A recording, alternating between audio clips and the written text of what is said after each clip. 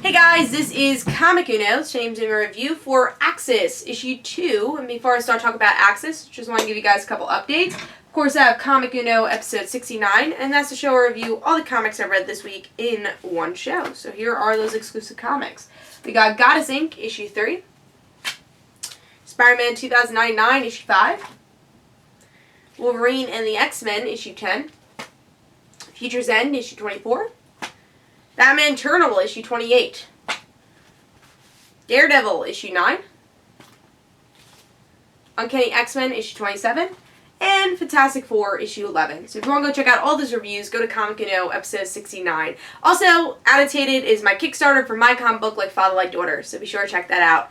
But let's talk about Axis, issue 2. Like I said last week for Earth 2 World's End, I was not able to review Axis. I was planning to, but I got sick. I'm still a little sick, and I had New York Comic Con, so I was really busy. I wasn't able to review it, but I did talk about both comics on Frontline Live if you want to check that out. But glad I was finally able to review Axis. I really do like the cover. It's spins out mostly from Uncanny Avengers. I mean, it spins out of other titles too, but I've been reading Uncanny Avengers and it seems like that's where the story spins out the most, especially since Rick Remender writes both titles. But really cool cover. I really like the artwork for the series. But I actually did not like issue 1. I thought it was way too busy, not a lot of story. So I wasn't totally excited for issue 2 because issue 1 didn't really prove itself. But let's see if I enjoyed issue 2. So with this issue, it's honestly mostly about Iron Man, because we found out the big cliffhanger from last week was that Iron Man made these Iron Sentinels, so Iron Man version of Sentinels. And Iron Man doesn't even remember creating these, and he regrets it. He thinks he's too smart for his own good, which is true, but Tony is pretty much admitting it now and how he's been a little bit too cocky all the time. And we see the X-Men and the Avengers and the Inhumans working together, and that's obviously the big story here, because they have to defeat what Iron Man created.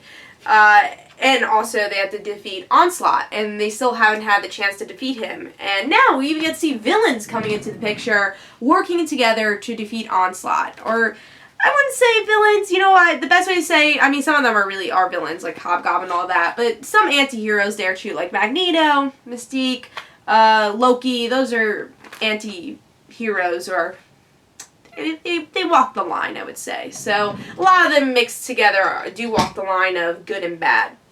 So what do I think about this issue? I thought this is a big improvement from issue 1. There's a lot more story here. It got me a little bit more excited for the story arc. I like to see all these heroes working together, now even the villains working together. Artwork is great.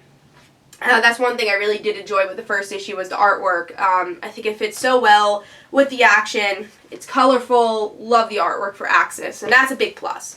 And I really liked Iron Man's interior monologue. I thought it was really great. We got into Iron Man's head, and he finally admits, maybe I'm too pompous for myself, my own good, because he created these Sentinels and now destroying the Avengers and all his friends, really, and some not his friends, but, you know, his allies. So I thought it was really interesting. We got to see a little bit more story. I really liked that last page where we get to see the villains are even now being a part of it, and they're coming up with ideas to try to get Charles Xavier out of Onslaught. So is this a story where we're going to probably get Charles Xavier back from the dead? Maybe. I would say maybe. I mean, with every issue I read, they're trying to get Charles Xavier back, or they reference Charles Xavier in a way. Like in Uncanny X-Men, Xavier was mentioned, Logan Legacy, and now this series, it seems like they want to bring the character back in some way, and that might, you know, redeem Cyclops' character, because there would be no reason to really be angry at him anymore if Charles Xavier wasn't dead. So I have a feeling they're trying to get to that point. How do I feel about that? I don't know. I mean, I would be happy to see that the schism of the X-Men would be over, but then what's the point of killing Charles Xavier only for, like, what, 2 years?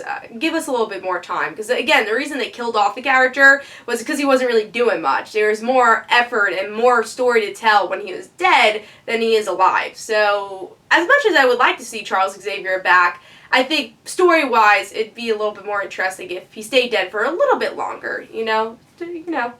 let's get maybe another year or two out of it. But it seems like they're going that direction of Charles coming back. But yeah, this issue is a big improvement from what we got with issue 1. In my personal opinion, I thought issue 1 was just a little bit too much going on. With this, we got more story. I still had a lot of action, and it got me excited to see where Axis goes. So I gave this issue 3.5 stars. Great artwork, and I'm looking forward to see issue 3. So this is Comic Uno. Guys, don't forget to follow me on Twitter for Comic Uno and the Rant Situations. Don't forget to like my Facebook page. Also, in the description below, there's links for my comic book, like Father Like Daughter. And don't forget to like the Facebook of Father Like Daughter. And also, annotated is the Kickstarter for Like Father Like Daughter. And I'll see you guys later.